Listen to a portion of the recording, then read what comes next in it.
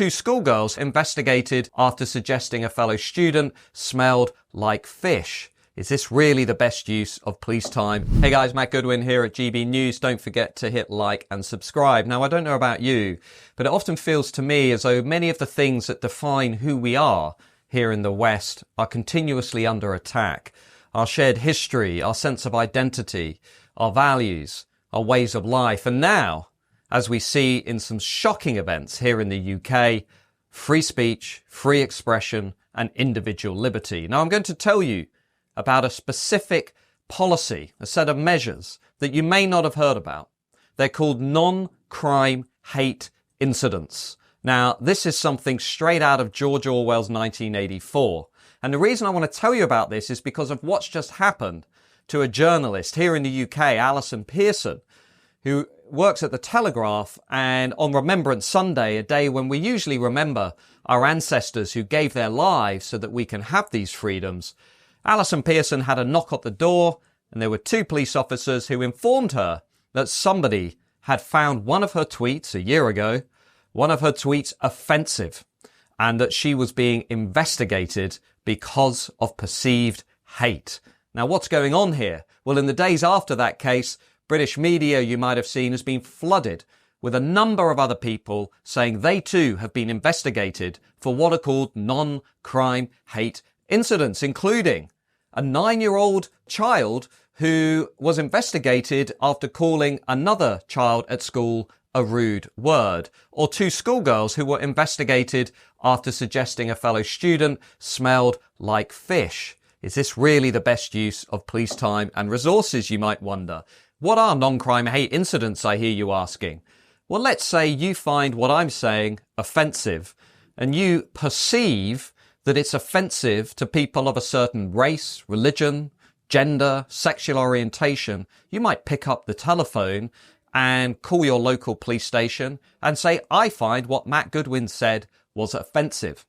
They will then log a non-crime hate incident against me, putting a black mark against my name, which could be revealed if I go for a job where I need to have security clearance, and they might even knock at my door and say, hey, Matt Goodwin, you're being investigated for a non-crime hate incident. Could you accompany us to the police station?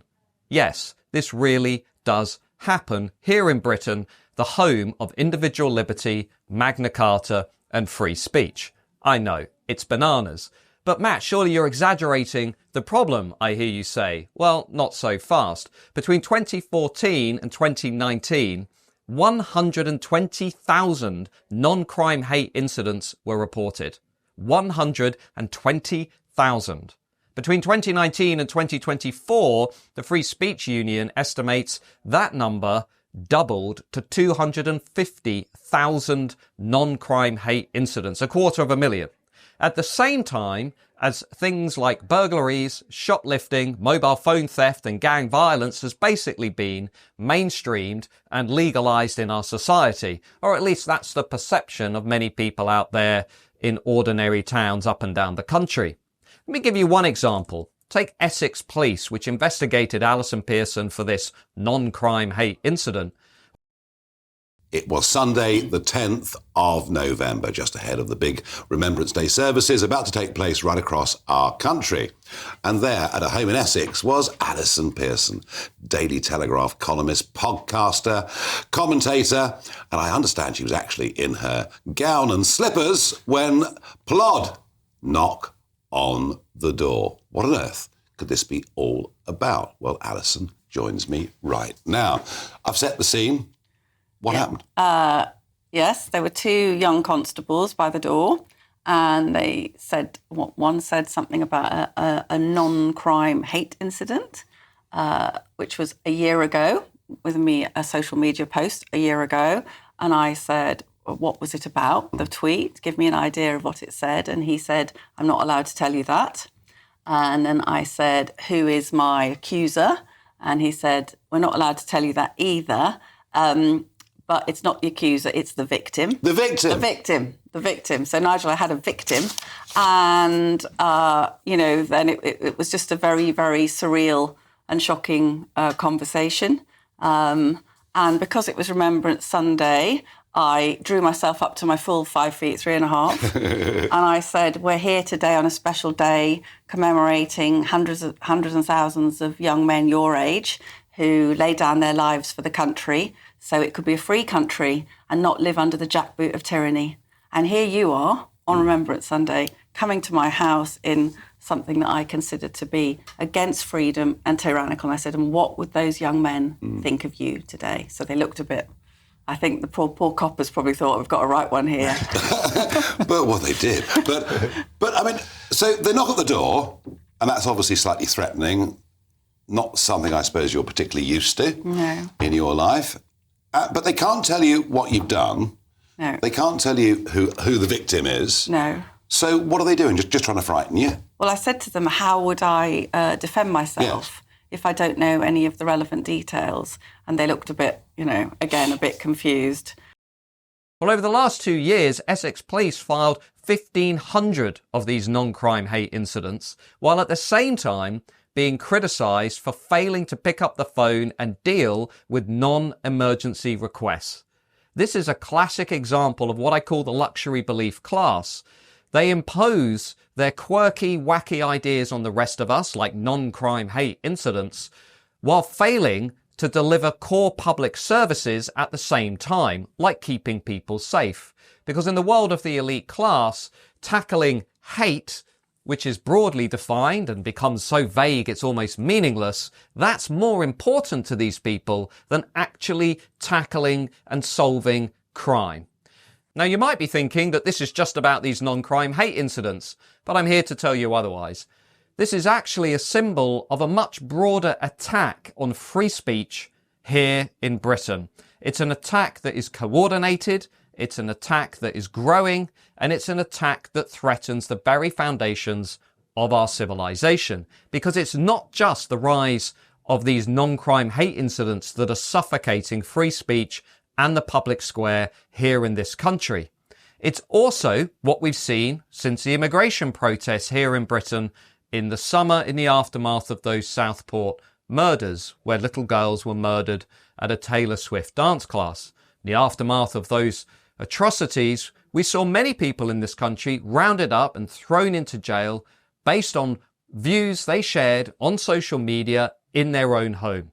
Many of those people, of course, went to prison, while many criminals were released from prison in order to make room for them.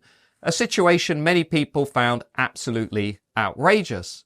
At the same time, we also learned that Labour activists were working with Democrat activists in America to, and I quote, kill Elon Musk's Twitter.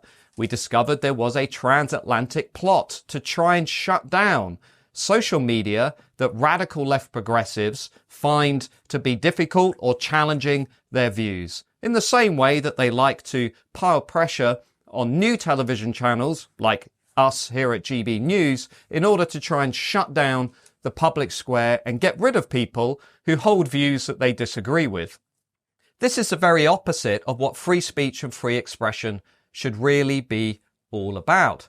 And it doesn't end there, because we've also seen Keir Starmer and the Labour government take on a new Free Speech Act, which, by the way, I helped to deliver and design, which is designed to protect and promote free speech in our universities. It was passed under the previous Conservative government, and Labour have been trying to quietly get rid of this new law behind the scenes, hoping that nobody else notices. Actually, this is another example of how the Labour Party simply doesn't value free speech in our society. It wants to control the flow and the supply of information and data, especially views that run counter to the radical progressive orthodoxy in the legacy institutions. And it doesn't end there, because Labour's Home Secretary Yvette Cooper has also now said that she wants to make it easier, not harder, but easier to file non-crime hate incidents. In fact, what she wants to do is loosen the criteria for them. The previous Conservative government tried to make it harder to file these things. Yvette Cooper has now said she wants to make it easier to file non-crime hate incidents. So listen, the war on free speech is real. It's growing. It's becoming ever more serious by the day. It's likely to accelerate under this Labour government, and it's likely to continue to undermine the very things that define who we are. I'm for free speech. I'm for free expression. I'm for individual liberty. And I suspect you are too. So if you are, hit like and subscribe. Join me in the comments. Let's carry on debating these big issues of the day. See you soon.